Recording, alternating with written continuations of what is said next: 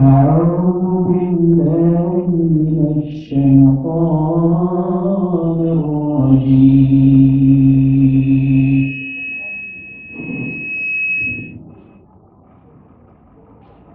بسم الله الرحمن الرحيم.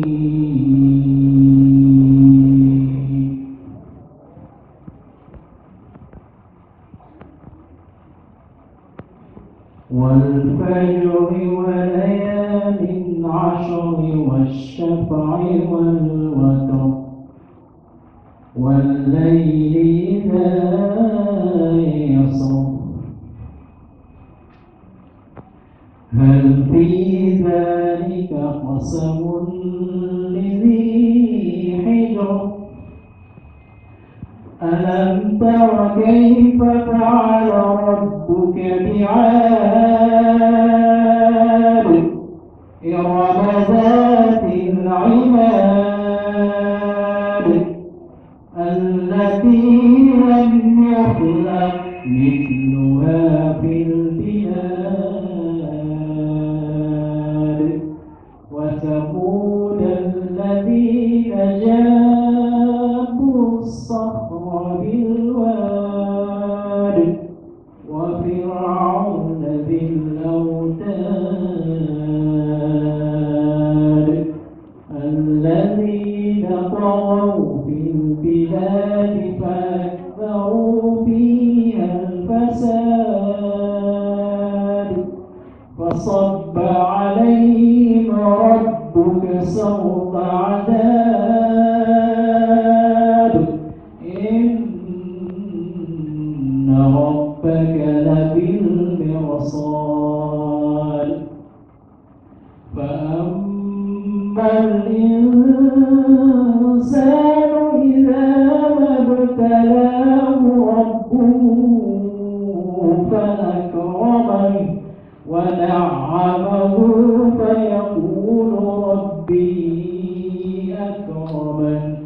وأما إذا ما ابتلاه ربه فقدر عليه رزقه فيقول ربي أهانن كلا بل لا تكرمون اليتيم ولا تحاضون على طعام المسكين وتأكلون التراث أكلا لما وتحبون المال حبا جما كلا إذا دكت الأرض دكا دكا وجاء ربك والملك صفا صفا وجيء يومئذ بجهنم يومئذ يتذكر الإنسان وأنى له الذكرى يقول يا ليتني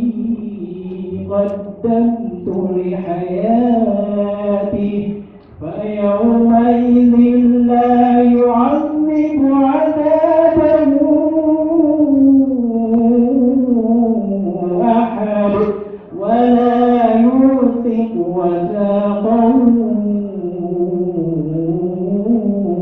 أحد يا أيتها النفس المطمئنة ارجعي إلى ربك راضية مرضية فادخلي